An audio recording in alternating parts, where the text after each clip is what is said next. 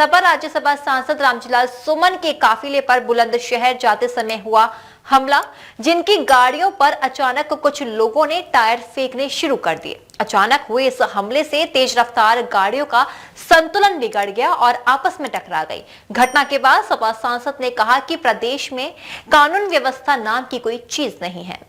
Samajwadi party के राष्ट्रीय महासचिव और राज्यसभा सांसद का विरोध थमने का नाम नहीं ले रहा है, जिनके काफिले पर उस समय अचानक हमला कर दिया गया जब सांसद सुमन अपने पार्टीजनों के साथ बुलंदशहर जा रहे थे। जैसे ही उनका काफिला गभाना टोल पार किया, सपा सांसद ने बताया कि तथाकथित करनी सेना के लोगों ने अचानक उनके काफिले पर हमला कर दिया। गभाना टोल से अलीगढ़ की तरफ 500 मीटर की दूरी पर तथाकथित करनी सेना के लोग वहां घात लगाए बैठे थे। हमारे और हमारे साथी जो गाड़ियों में थे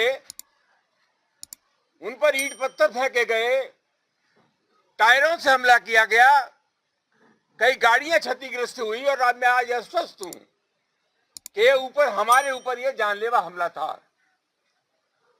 और ऐसा मुझे लगता है कि सरकार जानबूझ करके मेरी हत्या कराना चाहती है।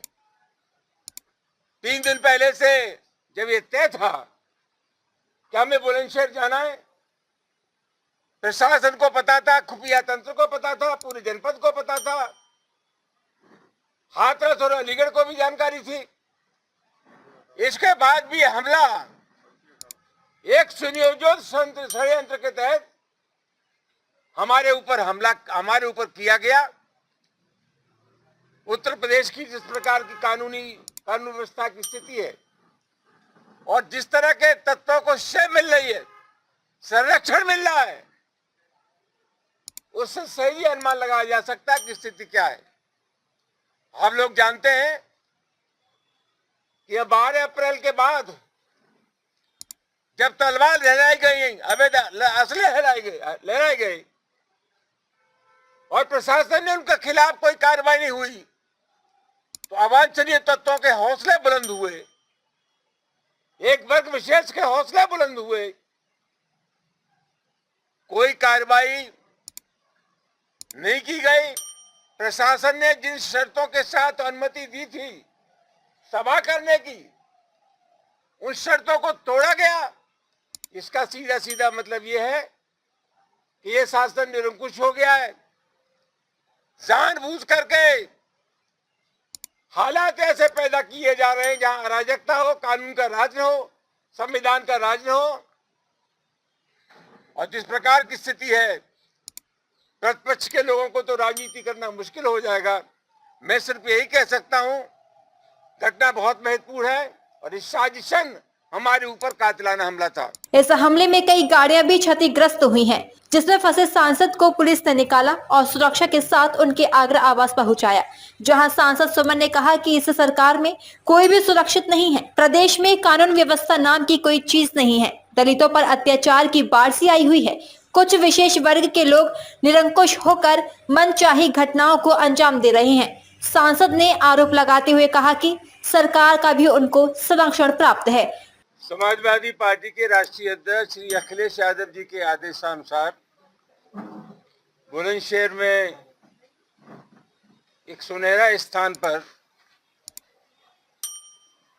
बहुत तेज गति से